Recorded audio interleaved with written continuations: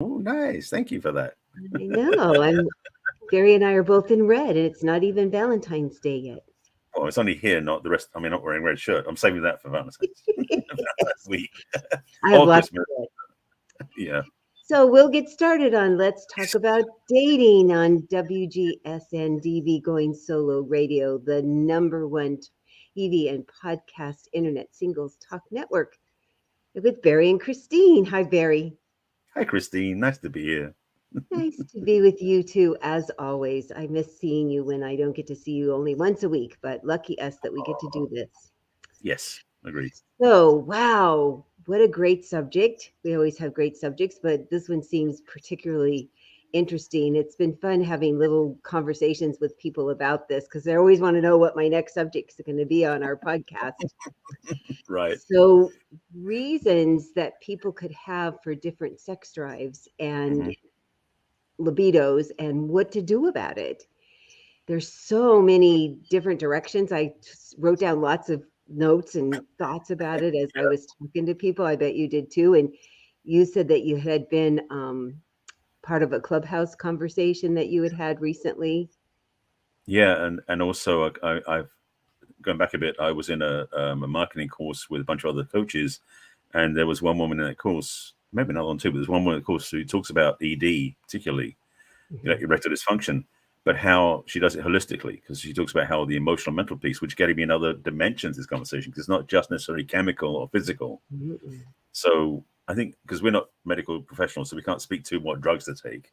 Mm-mm. However, we definitely, I hope, provide insight and input to people to maybe how can approach things from a more um, healthy overview, so that Mm-hmm. maybe we can do it without dealing or resorting to chemical means, even though some people may need to do that or surgical or whatever. Mm-hmm. Well, and I thought that might be a really good place to at least start at.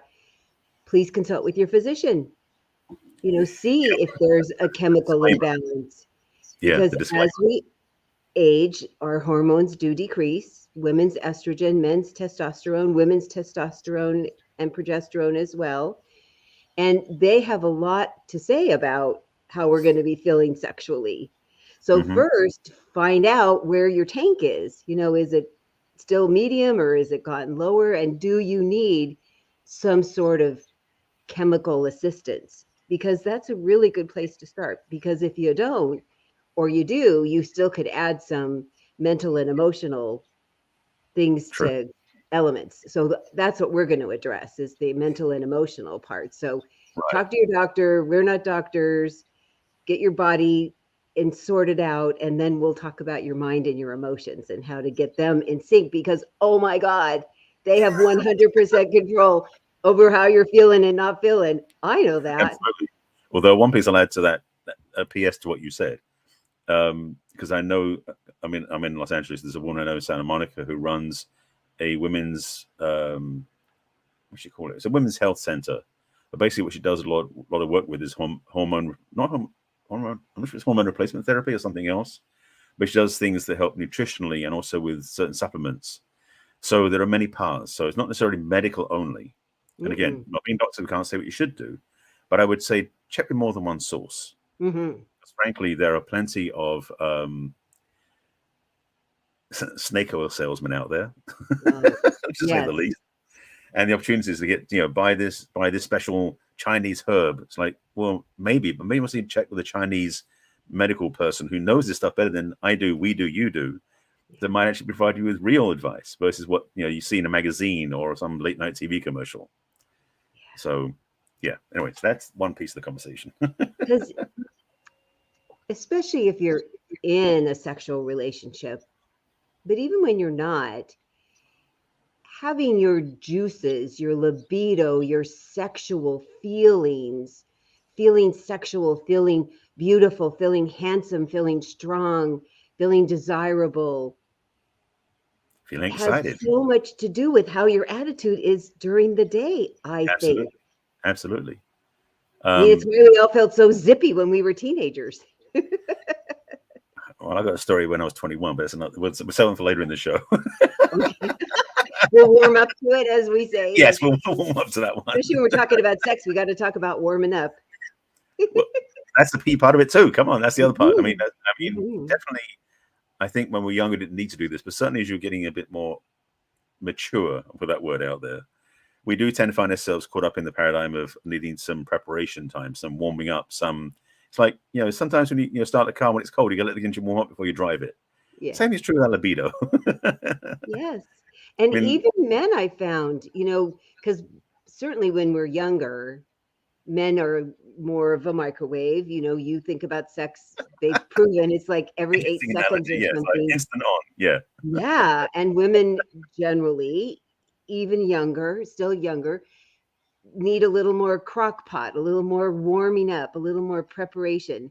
And I've certainly found it helpful with every passing decade.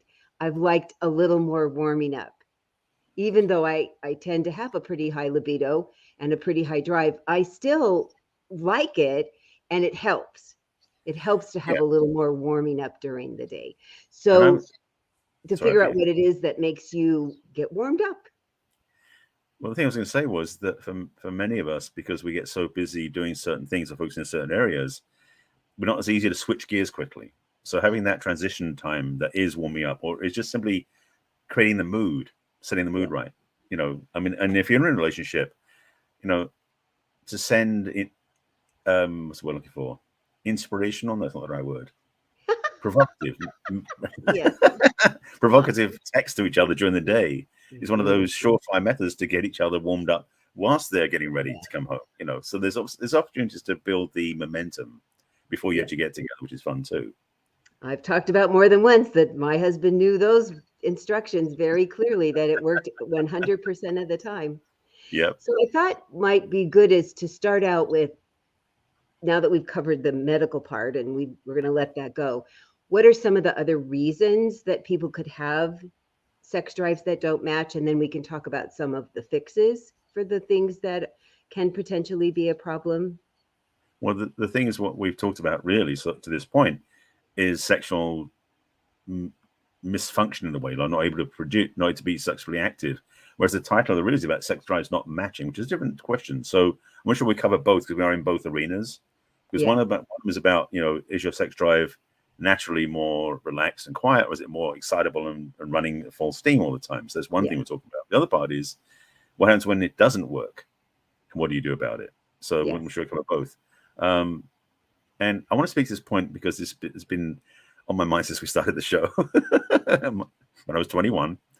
Because I want to speak to the emotional component and the mental component, because that's really what we're talking about here. Is one of the fundamental pieces we don't talk about. Is that the inability to perform or inability to participate, maybe is a better way of putting it, oftentimes isn't physical. It ends up being physical, but it's not generated there. It's generated in the emotions and the mind. Yes. So speaking from personal experience, just to be transparent, this is my 21st. I remember this vividly because I was living in Hamburg in Germany at the time. And I'd just been out with my friends to celebrate my 21st birthday on the Reeperbahn in Hamburg, which is the red light district. Didn't do anything. We just went out and just enjoyed the views and drank beers and everything else.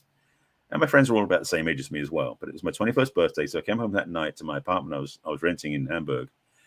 And my roommates had a friend over who was absolutely gorgeous. I mean, typical like Germanic-looking woman, blonde, tan, shapely, very fit, very athletic. I mean, in a way, almost my dream woman. And basically, I was tired. I'd already had some drinks. I went to bed. I was done. But she came over to me like basically to have sex with me. And my mind was like, this is too good to be true. But my body was like, I can't do this. Oh. Now, but the thing is, and this is, I'll get to the point in a second. But what was so interesting was that she was immediately disappointed because she thought, oh, he was a young guy, he can just get on, get done. That's what she wanted from me. I wasn't able to deliver that. I'm smiling about it because I know the truth behind it, what happened as well. But part of it is afterwards I found out the next day is that she was away from her boyfriend who was in the military for a week, and she was randy and horny. She wanted to get some get off. And I'm glad I didn't intercede in that relationship because he's a military guy coming home from being in placement, coming back to back home. But there was another piece of it, and this is something I got to own very clearly afterwards when I figured out what was going on. Is that my understanding of how I function is that I never was, and this is age 21 this happened. It wasn't like it was something that only started happening in my 40s and 50s. Is that unless I'm emotionally involved with the person I might have sex with, I can't perform. Like I couldn't get it up, to be blunt. Yeah. This is a 21. And I mean, of course, Wow. at first I was like crestfallen going at 21. It's like, what's wrong with me? Something wrong, this whole litany of self-judgment came through. But then very quickly, what I got right behind it was, you don't care about her. Yes, she's attractive, but you don't care about her. So where's the emotional investment, which is one of the key components, to do something about what happened? So that was a big lesson for me. And it changed the course of my life in some ways. But also it was challenging because all my peers didn't talk about this stuff. Mm-mm. They were like, one night stands, quickies, that sort of stuff. And I had some sense, but that was different stories. And also, there was already friendship there when it happened. So it wasn't like go meet somebody to do something with. It was really, I'm looking back and seeing there were certain moments where it seemed like it was a quickie, so to speak, like a one night stand, but it was a lot of preparation to get there. Yeah. You already cared about her. Yeah. Yeah. So just that's so wonderful and transparent, and will be so surprising to a lot of women and men to have somebody say it out loud, because it is not what the world talks about at all. We are not told that could even be a consideration or an option, that a man might feel that way. So good for you for saying it. It's something I've had to, it took me a while to get that one. Again, 21 years old, very young, and took a while to adjust to that. But looking back, I'm kind of like, I did okay. As strange as that sounds, but it's a recognition that I could have made a big mistake in a way. Hindsight's great, because in the moment I had no clue. I didn't know this was going to happen. But yeah, that was an interesting wake-up call. Because you would have, without your introspection, you would have just chalked it up for being tired and too much alcohol. I mean, that really could have been an easier let yourself off the hook, as they'd say, rather than, this is really me as a person. This is who I am. This is what makes me tick. And isn't that essential in our life, in our relationships, and with our relationship with other people and with ourselves, is to really figure out, who am I, and what does make me tick, and what does draw me to other people, and what does turn me on with other people.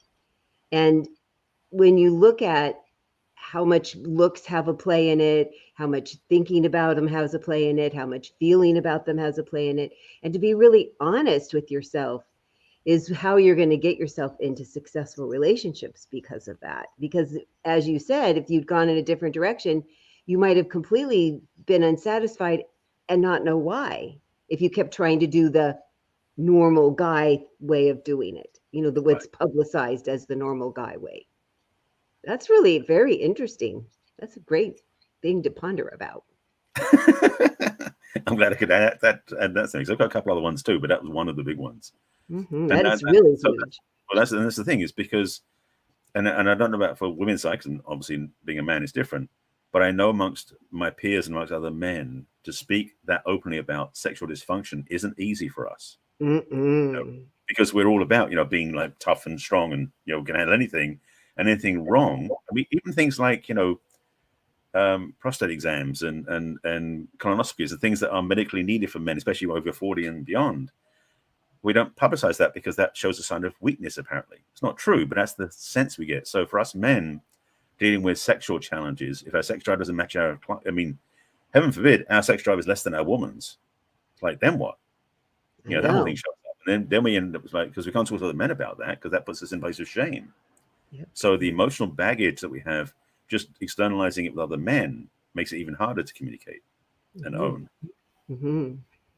And it's so interesting that you brought up about prostate exams and colonoscopies, because as a heterosexual man, generally, any kind of penetration is so taboo that you really don't even want to talk about it. You don't want to think about it. You really don't want to do it. But if you're proactive about your health, you will. But who's going to talk about it? Who's going to talk about how icky it feels and how vulnerable you feel and the challenges that are behind that? Where if you can get to the place where you go, well, it's just part of staying healthy, and maybe I could start feeling a little more open about talking about it with my partner.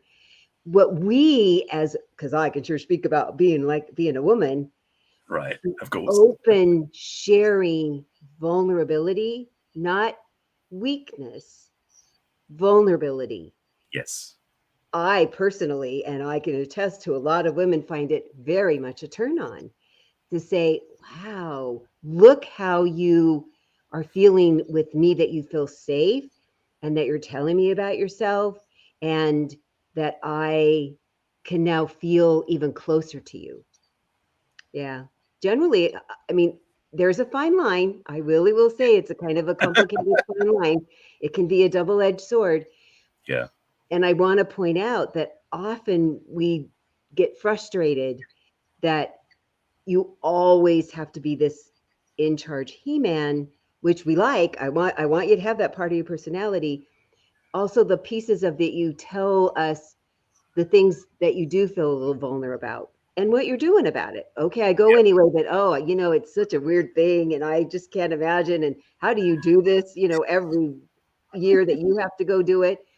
So I think it could be humorous and um, a opportunity to just get closer is what my Yeah. thought is. Well, I appreciate hearing that, because it's also not something I've heard very often. So I appreciate the Oh, feedback.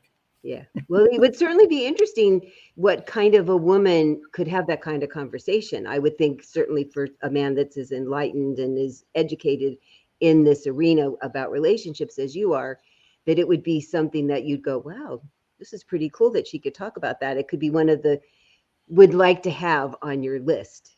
One of Not the maybe green flags. Yeah. necessarily, but could be cool, right? I will keep that in mind. Thank you. Okay, you're very welcome.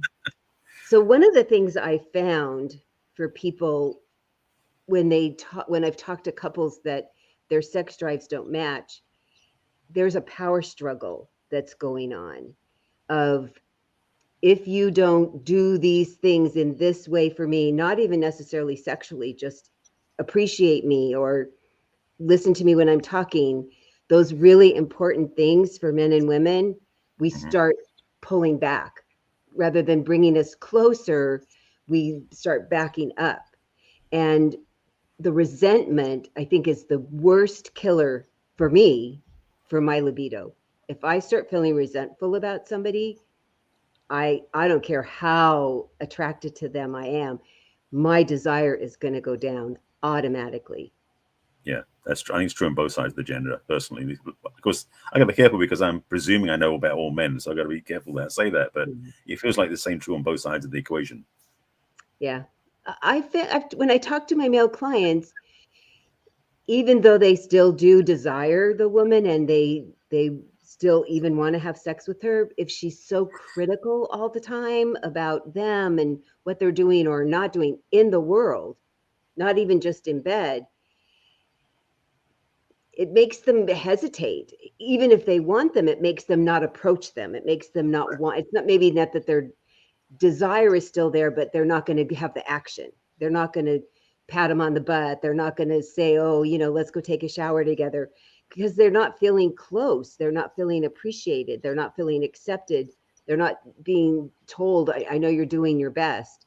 And I think that can be an action killer for men. Maybe not the way they're feeling inside their desire, but they aren't going to do as much. Which then we want you to do more stuff, and now it's like we have a catch-22.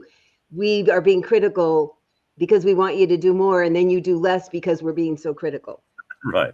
But then I was going to say a little caveat on that, because my mind was already going to this point, is that there's sometimes where sex can be a great mood shifter. Mm-hmm. So that when a woman's being very critical, her man can go, I know sex will fix that.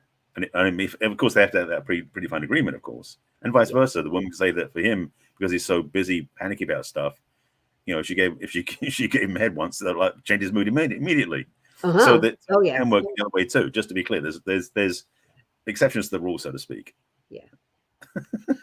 Yeah. Oh yeah. Well, and there's a funny story about, think about if a woman meets you at the door that you're having you have a sexual relationship with, naked or some cool lingerie, after you've had this really bad day at work, you're like, I'm going to have a better day now. Yeah.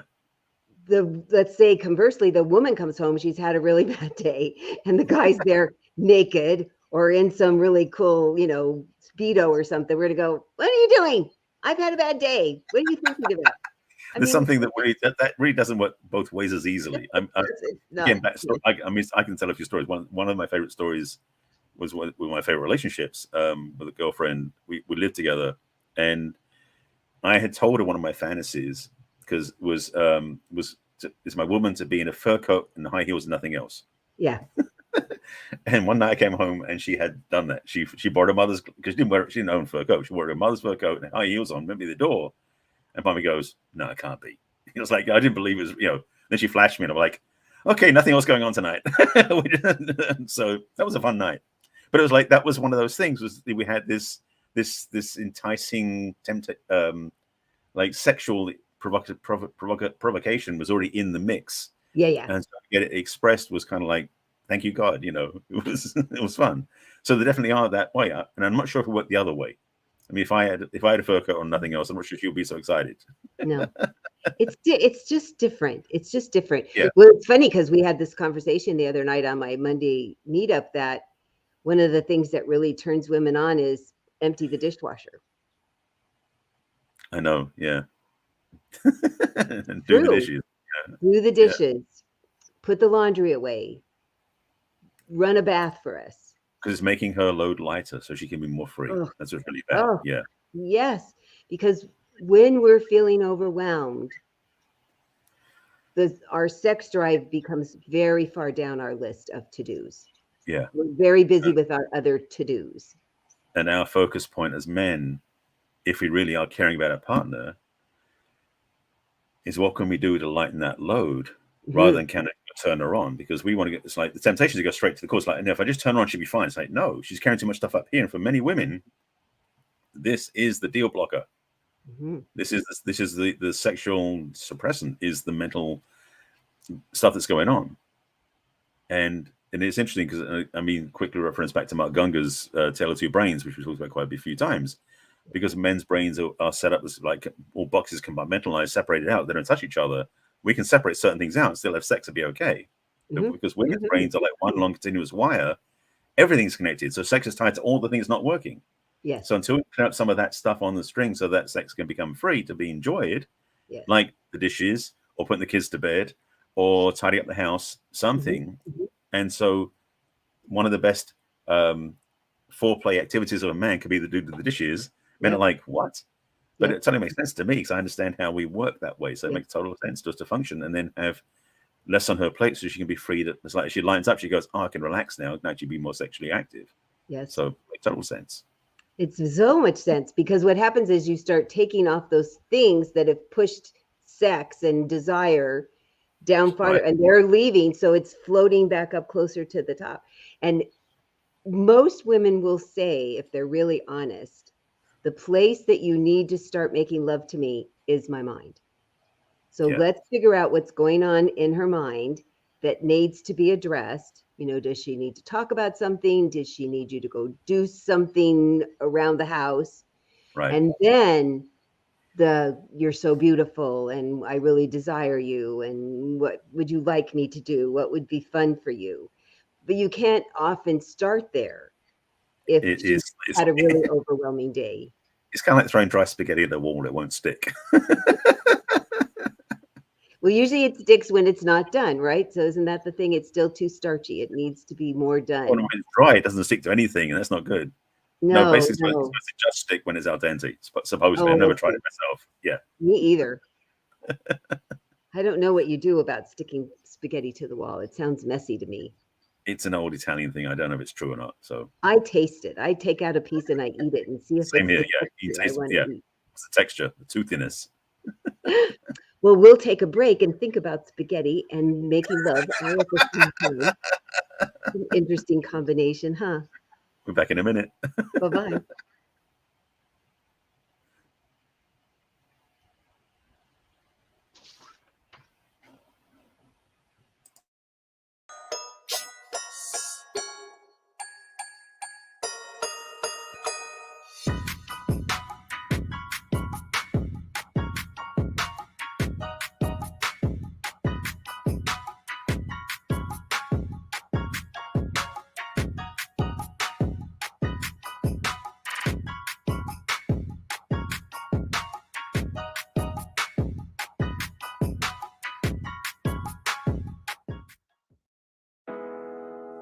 If the world fades to black and white, well, I wouldn't mind, no, I would not cry, 'cause you are the rainbow in my sky. If the seas took us all away, well, I wouldn't mind, no, I would not pray if you are the ship sailing.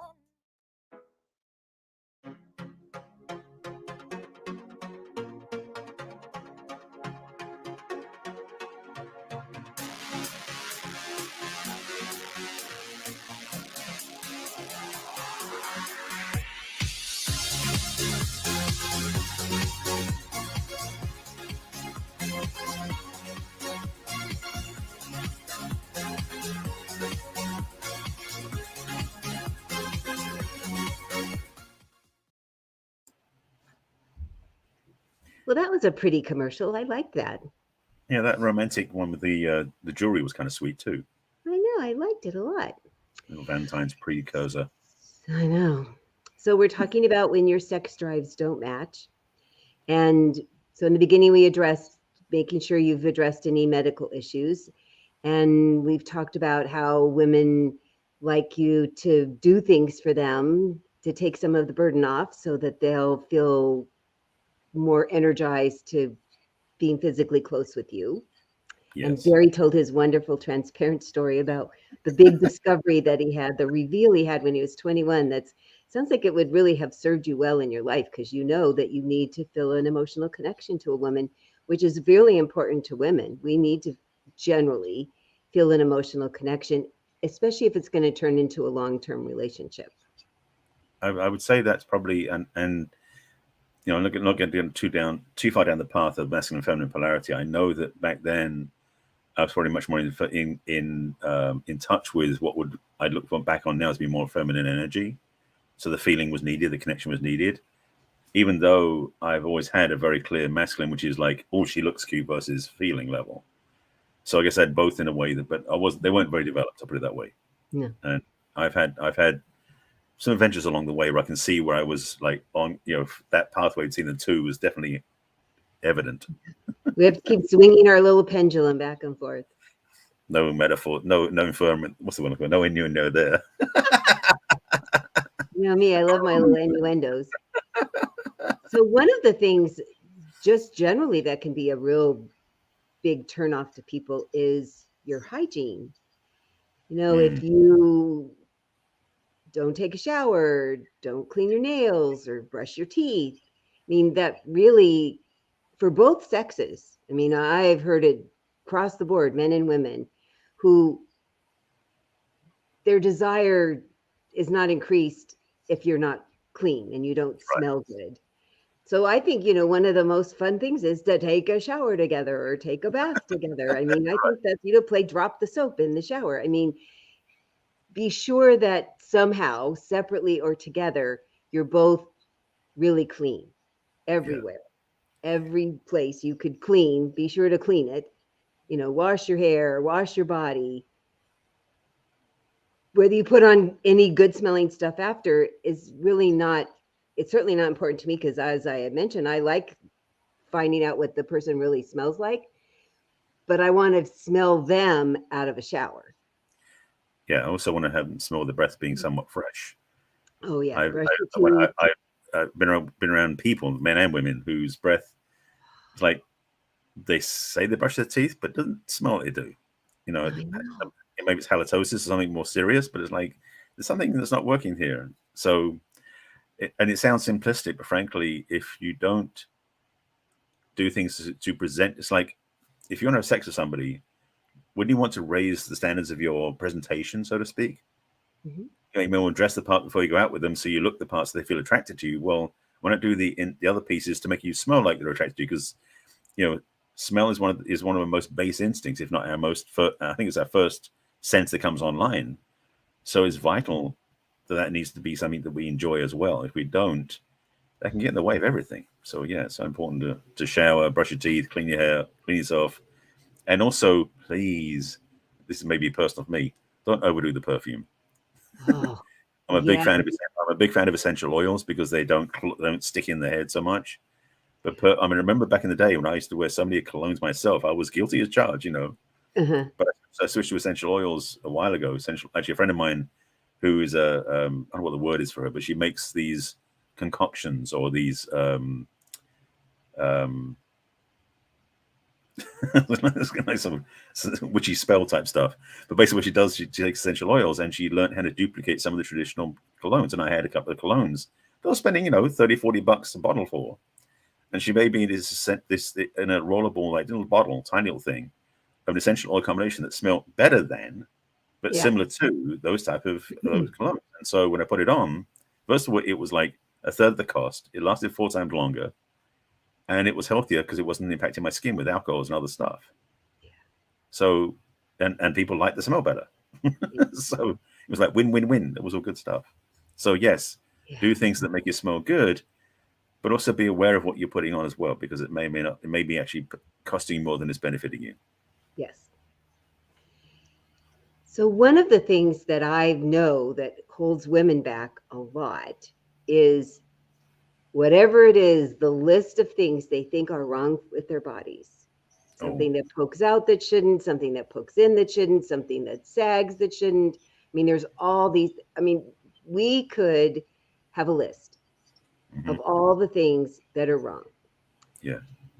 And very seldom do we have very much of a list of the things that are right, which is really sad because there's lots that is just right, period. Yeah. And the thing too is, because I talk to men, half my clients are men, and I would love to hear your thoughts about this, is if you are attracted to us, you have found us attractive to look at, and you've spent some time with us, so you like us inside too, you just are going to think we're fabulous naked. There's just nothing about us naked that you don't like. You're confused. We go, but look at this thing on my leg or my butt or my stomach. And you're like, what? You truly don't see it. That is, it's not so much we don't see it, but we go, so? Yeah. Because the thing is, the problem is, well, that's the thing is that I would suggest, not saying it's all true for women, but women, and I think it's true for us too in some ways. We don't quite be so overt about it, but for women, I believe that their self-observation is so critical and not neutral. No. And we are either very biased towards it being great, or we're being neutral ourselves with them. Yeah. So it was like we see it, it's like going, there's some extra like there's some extra fat there. It's like, so what? Yeah. It's not like I love it. We might go there, but we might just say, no big deal. Yeah. But for her, it's like it's monstrous. It's so unsightly. It's like extra like half an inch of fat. It's like, oh my God. But that's the thing, is that it is an interesting thing, is, to go back to the old adage, if we treat our friends like we treated ourselves, we wouldn't have any. It's a sense that we're so self-critical that nobody else would see us that way. But we do it to ourselves for some ungodly reason that we think somehow that it's going to make us better. Yeah. Because one of the things that really helps women relax and feel sensual and sexy is when you tell us, oh, I love your breasts, and oh my gosh, you feel so good, and it feels so wonderful to kiss you, and I love touching all of you, your skin's so soft, that if we're in our head going, but there's all these things that are wrong, and I don't like this, I know. There's static in between hearing this thing that would really turn us on. It would turn us on if we could allow this person who cares, and you're saying the truth. It's not like you're a BSer. You really are saying the truth. We can't let it in. And when we let it in, we do start feeling more sexy. But we want to wait for you to say it. And then if we've got all this chatter, it doesn't get in. It gets watered down. So partly what I suggest to women is figure out how to love your body today. If you want to do something about it differently, great. And it's going to be even better it's not bad today. You like it today. Dress as you like it today. Put oil on yourself and think about that. You're loving your body, you're feeling your skin. Get manicures and pedicures or give them to yourself so that you feel that beauty and that tactile way of feeling, so that when you have this man that wants to make love with you and wants to tell you how turned on he is and how excited he is and how fun this is for him, you could really let it in, because you're missing out on this amazing extra part that will be such a turn on if you can't let it in. Yeah, that, and I mean, the challenge is, first of all, that the question is, can we be more persistent than that inner voice you have? Yes.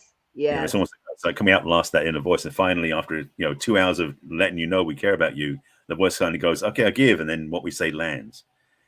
Not the ideal way to do it. So yes, as you suggested, do those things to really start building that place inside first. And I'm going to say, we men could do the same thing for ourselves as well. Mm-hmm.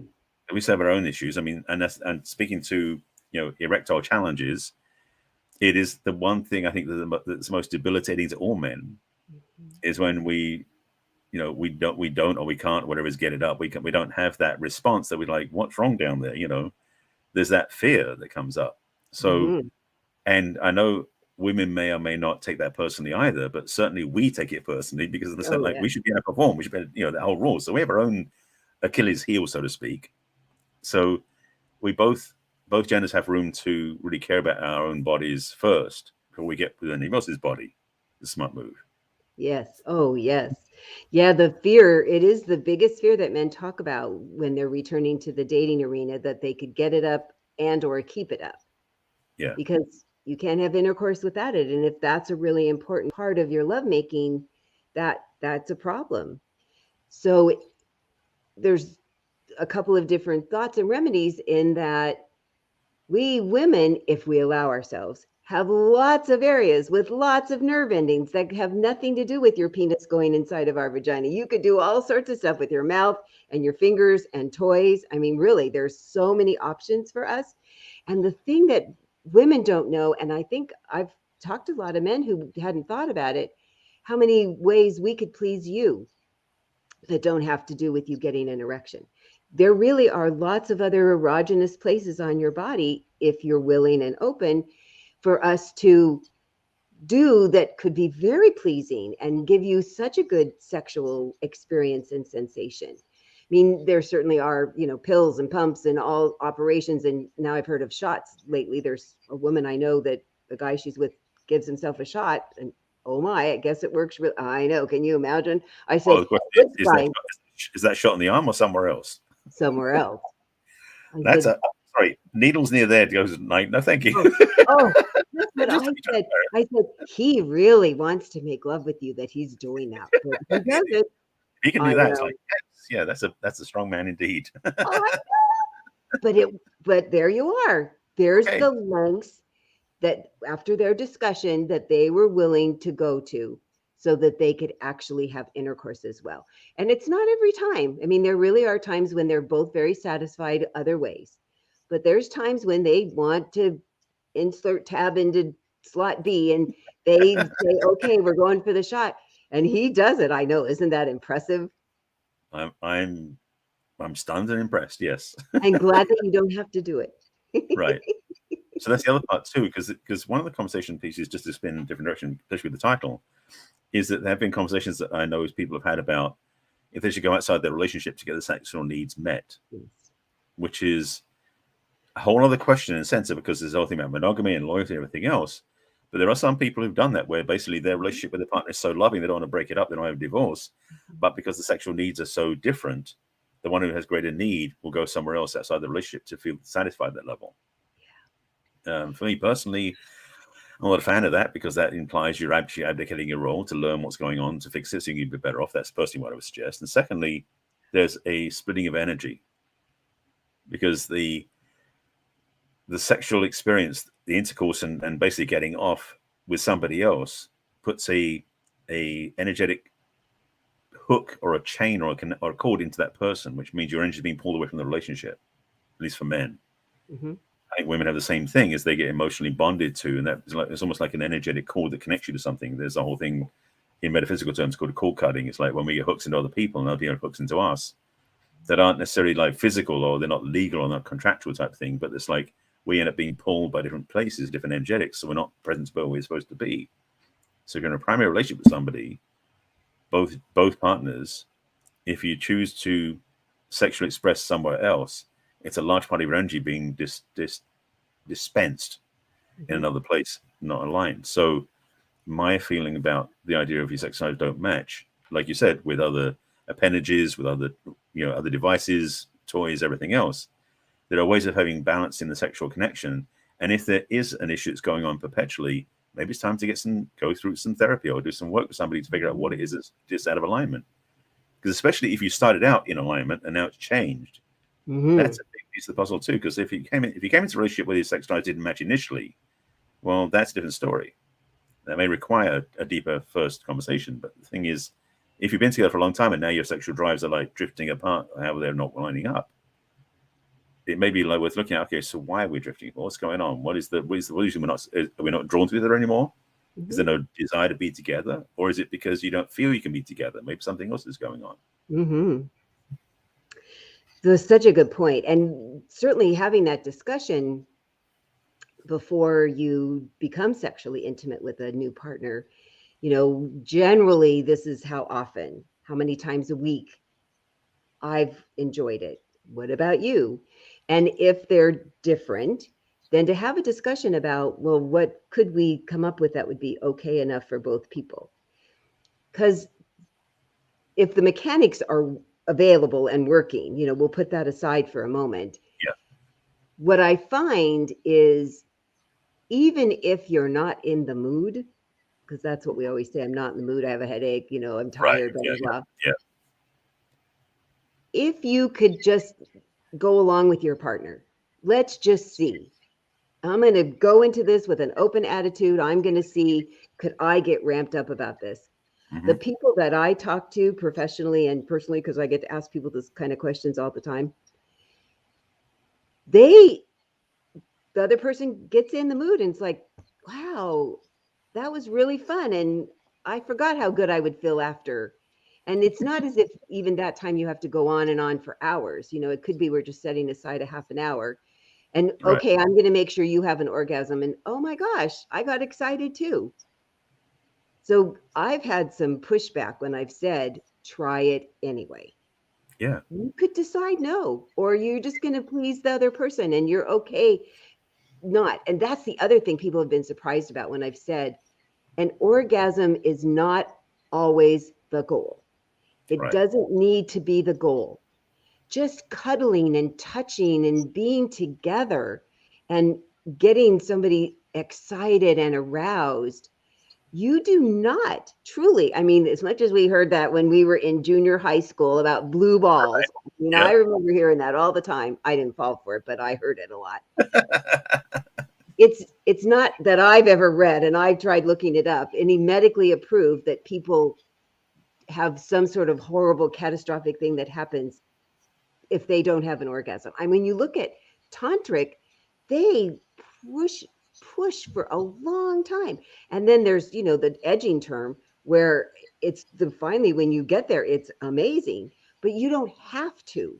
So when when I lower the pressure and say, just stroke, give a massage, kiss, make out like you did when you were teenagers, make out for half an hour. If that's all you do, try exploring different places with your tongue in their mouth. Try sticking your tongue in their ear. Do things that you wouldn't necessarily do if you're just going for the orgasm, because it kind of shakes things up where people have gotten in the habit of, we do this and then we do this and then we do this and we both come and it's nice, but it's not exciting anymore. Well, then stop that. So that can sometimes get your libido going better again. Yeah. What if you set up the game where the orgasm is not allowed to the 5th time you're together? Wow, that's a good thought. Think how excited you'd be by then. Well, yeah. How much can you get up to in the 4 times before that to get you so worked up when you do come together? It's like, do we have to do that now? It's so much fun playing on the way, So just playing ideas. Just why not be creative with this and have fun with it? Yeah. Obviously, we talk about toys and dressing up and everything else, but just simplistically having the sense of what if you play with the joy of intimacy that gets you closer to that goal without getting to the goal and being over. Because the challenge also for us men, for most men, especially when we're not 20 anymore, is once we come, we're done for like an hour. Sometimes less, but oftentimes more. So to have a lot of ramp up on the pre-explosion side can be a whole lot more fun too. So yeah, I like that idea. And finger food, fondue is, I've taught so many people, get fondue, cheese or chocolate, and feed each other. Not necessarily put it on your body because it's hot, but feed each other, lick each other's fingers. I mean, it is very erotic. Oh yeah. You can be totally clothed while you're doing it, but think how that's going to make your body feel. 9.5 Weeks, that movie. I know. That was a classic one on that theme. That was an extreme version, but certainly where they cleaned out the refrigerator all over the floor. Wow. That was so hot. It was so hot. Yep. So the bottom line we're getting to is really the understanding that there's so much room and range to play in that if there is a discord or or a mismatch going on, you can work it out. And yes, recommend highly to seek counsel, seek help, guidance, supplements, whatever it is that helps you come into balance with your partner, ideally, so you can work together. But also, don't make it so serious.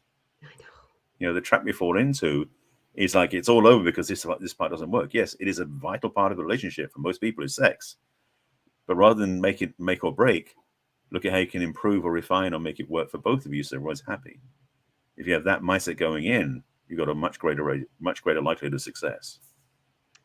And for me personally, I learned in my first marriage that trying to make it happen for me didn't work at all. No. I don't know where I got the idea that I could make it happen. I could not. It would push it farther away. Yep. Yeah. And I think women think that they could just, if I think about it hard enough, whatever. I mean, I think fantasies are really helpful, but it's the work. If you're working at it, it's very counterproductive. It's true. Yeah. Yeah. So I think we're giving people a few things to think about. I hope so. And to know however you're feeling or not feeling, it's all really normal. Barry and I have heard it all. There's nothing. Through some of it too. We definitely experienced a lot of it. That whatever it is you're feeling or not feeling, come to us and we'll give you some reassurance first. Whatever you're feeling is normal. We've talked to lots of people. Neither one of us, as you can tell, are shocked by any conversation. And then as you hear, we've just given you a tip of the iceberg of all the tools and techniques that we have that you could try something different for yourself personally and with your partner if you're in a sexual relationship with someone and you're not feeling like it's as smooth or as satisfying as you'd like, which doesn't have to necessarily be an orgasm, right? As we said, yes. Yes. So if you'd like to get a hold of me, please go to my website, which is www.theperfectcatch.com, and click on what's holding you back from love. And that will give you a chance to get a schedule on my calendar to have a personal, private, complimentary conversation where we could talk about what might not be working with your body and your sex life. I'd be happy to talk to you about it. You could also send me an email at christine@theperfectcatch.com. And you can watch my videos or read my blogs on Facebook and LinkedIn and Instagram and YouTube and Twitter and Pinterest. There we go. I remembered them all. Yay. There you go. And tell people how to get a hold of you, Barry. Certainly. So it's easy for you to get in touch with me because my website, all my social media is basically the same, which is Barry Selby. So website is barryselby.com. My courses are on there, my book, my online programs, and coaching as well. If you want to get in touch with me, on the front homepage of my website is a Let's Connect button. We can get on my calendar, we can talk, and whatever you're talking about relationship, I can help you with those different pieces. You can email it, barryselby.com, and then social media, I said all my social media is the same, which is Barry Selby, except for Instagram. So it's Barry Selby at LinkedIn, Facebook, Twitter, Clubhouse, Pinterest, and YouTube. And on Instagram, it's the real Barry Selby because my original account got hacked. But YouTube's got all the videos, and yeah, reach out to me, get support, get where you want to go. Yeah, because we want everyone to feel sexually satisfied with themselves and in the best sexual relationship you can be with your partner. Absolutely. Think how much better the world would be if everybody was having satisfying sex. No more war. I think you're right. I think a lot of the frustration is war. Yeah. So we'll be back next Thursday at 1 o'clock Pacific and 4 o'clock Eastern and the other times in between with another scintillating, interesting conversation about dating and relationships. We will indeed. Bye for now. See you then. Bye.